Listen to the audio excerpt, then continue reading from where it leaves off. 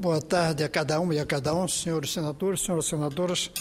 Quero inicialmente agradecer ao senador Rubem Figueiró por ter me cedido falar no lugar dele e dizer que é claro que o tema de hoje tem que ser o funcionário público.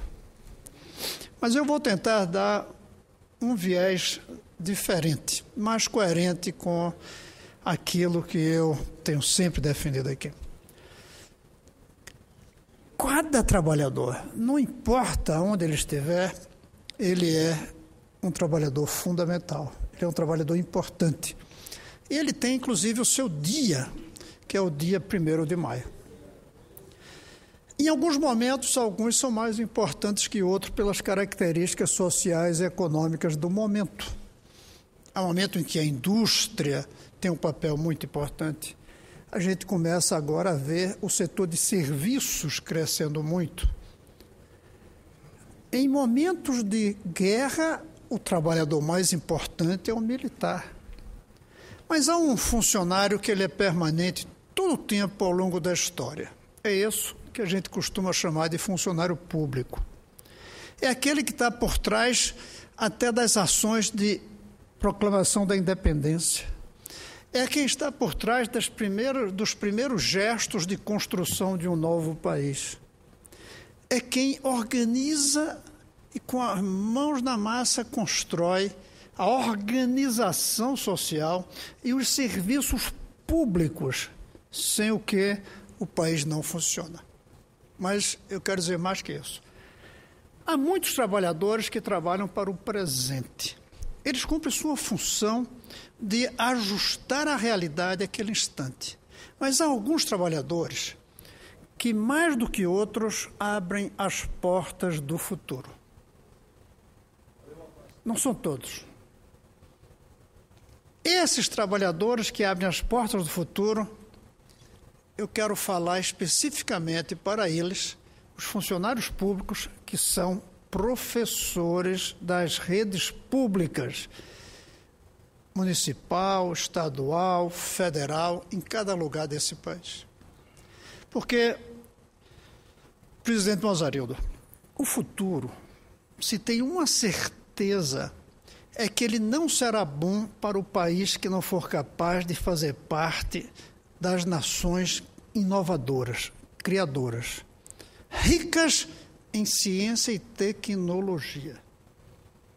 Não há futuro. Isso daí não há a menor dúvida. Não há futuro. Por mais petróleo que se descubra, não há futuro para o país que não fizer parte das nações inovadoras, competentes. E para penetrar nesse mundo da inovação, o Brasil precisa, senador Rubem, abrir 5 portas. Sem elas, a gente não chega do lado de lá. E por trás dessas 5 portas, vocês vão ver, está o funcionalismo público. Não somente, mas como uma base fundamental. A primeira porta que a gente precisa abrir, e não em ordem de importância, mas apenas na ordem da apresentação, são os institutos de pesquisa. São as universidades, e aí estão as universidades públicas. Claro que as universidades particulares têm um papel fundamental na abertura de uma das portas para o futuro. Mas eu quero me referir àqueles que trabalham dentro dos centros públicos de pesquisa, de ensino. Aqueles que são os que abrem as portas criando ciência e tecnologia.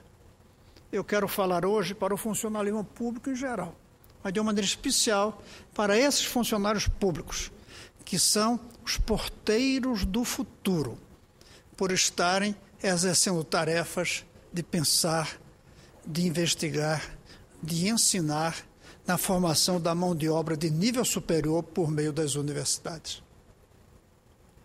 Mas essa porta não levaria muito longe se nós não tivéssemos uma segunda porta sendo aberta. A porta da cooperação entre as universidades públicas e o setor privado empresarial. O Brasil é um país cujo empresariado padece de uma certa fobia em relação à inovação. Criamos uma característica tal que nossa indústria ela é imitativa na quase totalidade. São raríssimos os produtos criados dentro do Brasil para servir as nossas indústrias. Alguma coisa houve que fez com que nossos empresários prefiram copiar. A maneira mais simples, pega o que já foi inventado lá fora e copia aqui dentro, pagando os royalties, pagando as patentes dos que criaram lá fora. E ficamos dependentes.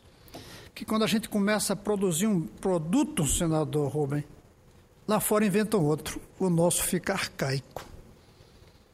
Lá fora produzem outro e a gente vai ter que comprar lá fora e o nosso fica superado. Pois bem, esta porta, ela diz respeito ao setor privado, especialmente ao setor empresarial. Mas esse setor empresarial não conseguirá fazer nada de criatividade se não tivermos uma boa base de universidades e uma boa base de pesquisadores na área de ciência e tecnologia. Por isso, aí atrás das duas portas estão aqueles funcionários públicos, que são nossos cientistas do setor público, nossos professores universitários no setor público. A terceira porta é a educação de base. E volto a insistir, não na ordem de importância, porque talvez eu até a colocasse em primeiro lugar. E aí, nesta porta da educação de base garantida para todas as crianças desse país, sem o que as portas para o futuro não serão abertas, sem o que nós não ingressaremos no mundo da inovação. Essa educação de base, ela é feita em parte pela família, em parte pela mídia, mas sobretudo pela escola. E a escola tem que ter um prédio, tem que ter equipamentos, mas ela é sobretudo o professor. E na hora de imaginarmos isso para todas as crianças brasileiras, não há nenhuma alternativa a não ser através da escola pública. Há muitos professores no setor privado e devemos respeitá-los, claro. E para isso tivemos o Dia do Professor na semana passada. Mas o que vai universalizar a educação de qualidade é o professor das nossas crianças. É o professor das nossas escolas públicas. E, lamentavelmente, apesar de termos hoje uma lei do piso, apesar de termos uma lei do reajuste do piso, e eu me orgulho de ter sido autor da lei do piso e ter participado intensamente aqui, junto inclusive com o ministro Fernando Haddad, da lei do reajuste, ele é muito pequenininho ainda. E não só o piso é pequenininho, o salário médio desses professores da rede pública é muito pequenininho. E o resultado são as paralisações de luta pelos salários. Cada vez que nós paramos uma escola, nós amarramos a porta de ingresso no futuro. Como ter um futuro aberto para nós? Como abrir a porta do futuro, da inovação, da ciência, da tecnologia, com necessidade de paralisações de aula? Não é possível haver a abertura da porta para o futuro com professores que são obrigados a paralisar suas atividades por semanas, meses, para conseguirem um salário mínimo. Nem justo ainda é. Porque com um salário tão baixo, quando eles pedem 10%, 15%, a verdade é que é pouco demais ainda o que eles conseguem depois de muita luta. Nesse dia do funcionalismo público, eu quero lembrar que são eles os principais agentes para abrir as portas do futuro. E dentro desses, os principais são os professores da educação de base. São esses que são aqueles que começam desde cedo a tarefa de ensinar matemática, português, idiomas, geografia, história, todas as áreas sem as quais a gente não vai ser um país da inovação.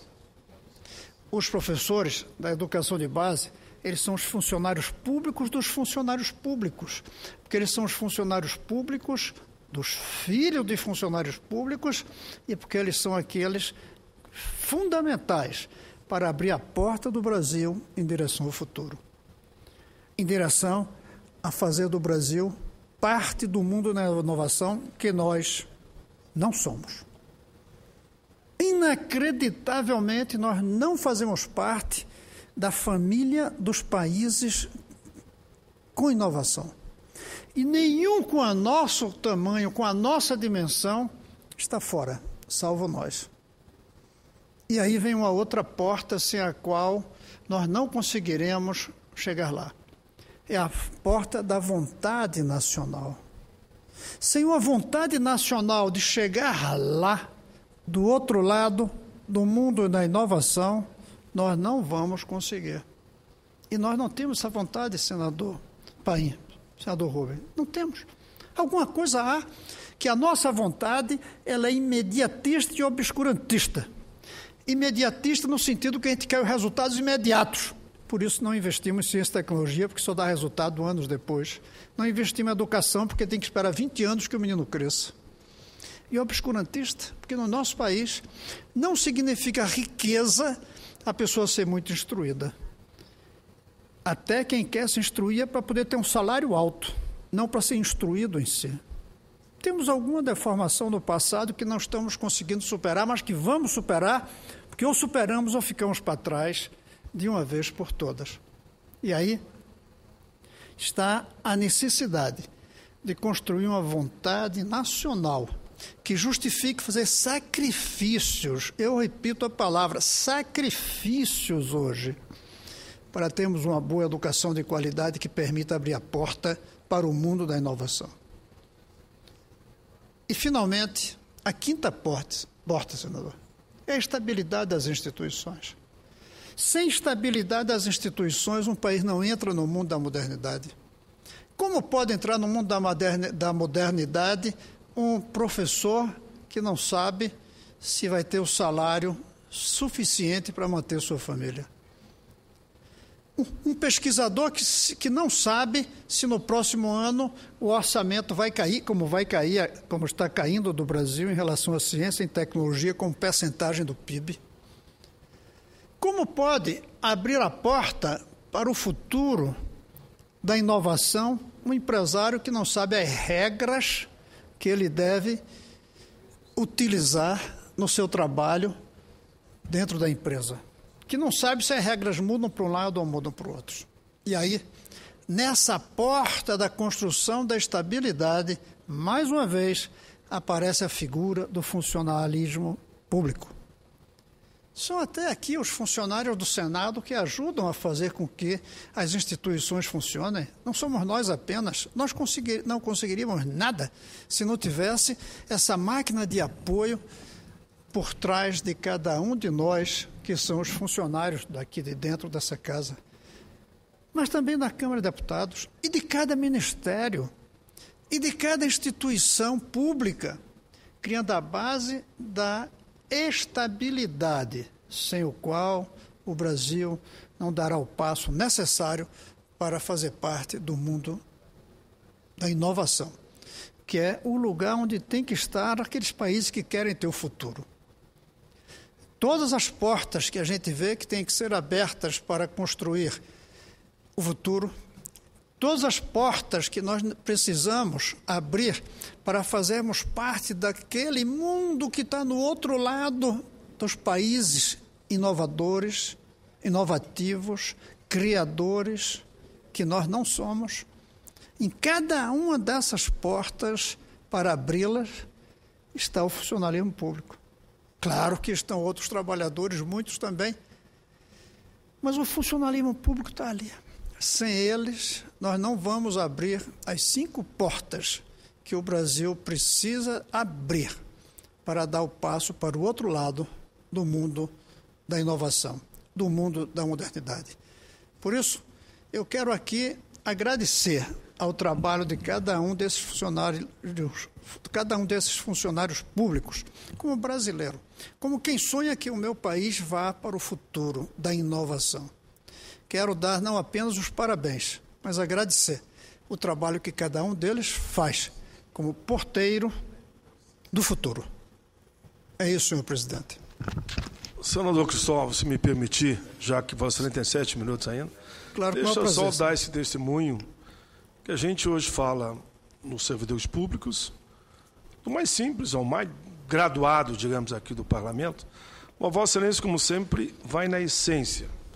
Vossa Excelência falou dos professores. E eu quero dar esse testemunho da sua luta aqui. Eu fui seu parceiro, estava ao seu lado. Fomos liderados por Vossa Excelência para assegurar o piso nacional dos servidores públicos, professores, de todos os níveis, todos os professores. E, naquela época, me lembro, um piso ainda pequeno, e Vossa Excelência hoje reafirma, é ainda pequeno.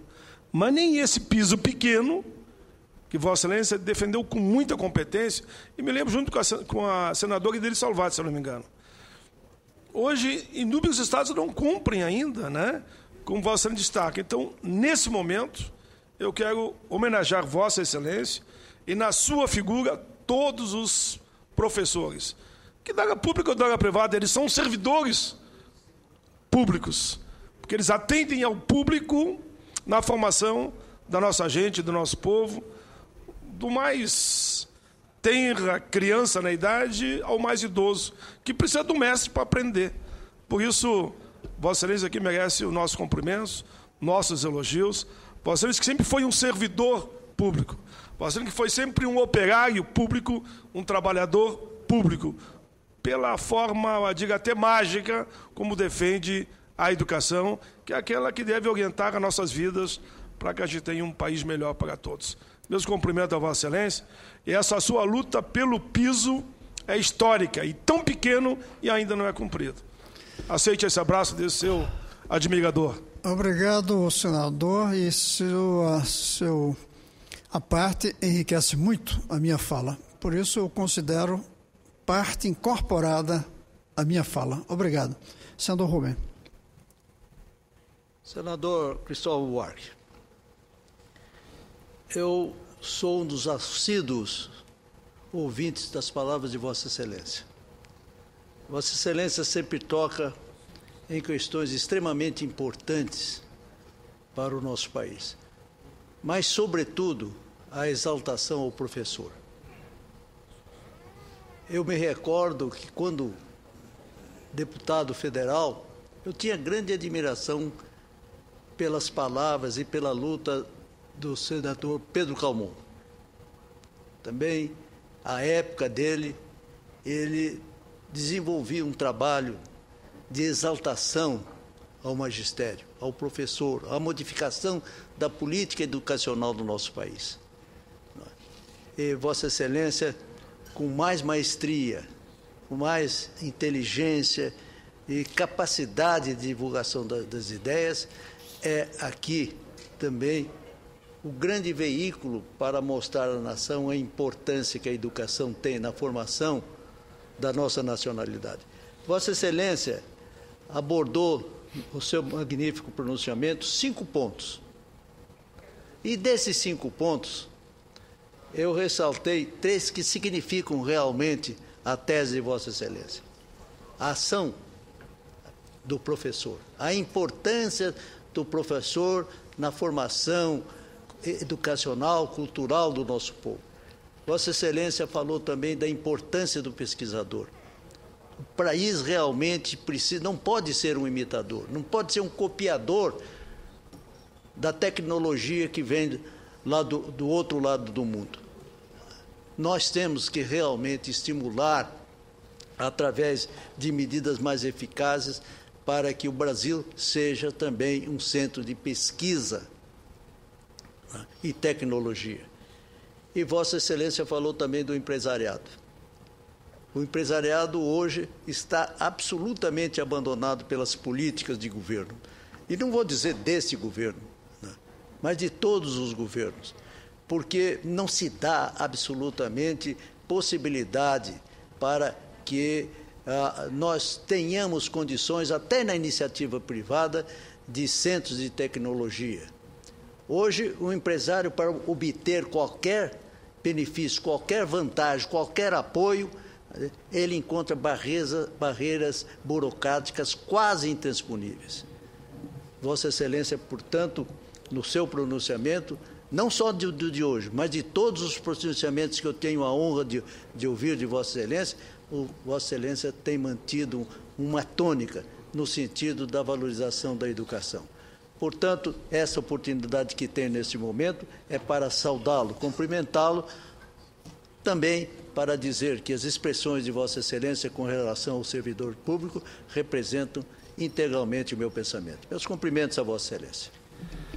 Obrigado, senador, e peço também que sua parte seja incorporado à minha fala, porque muito enriquece. Muito obrigado.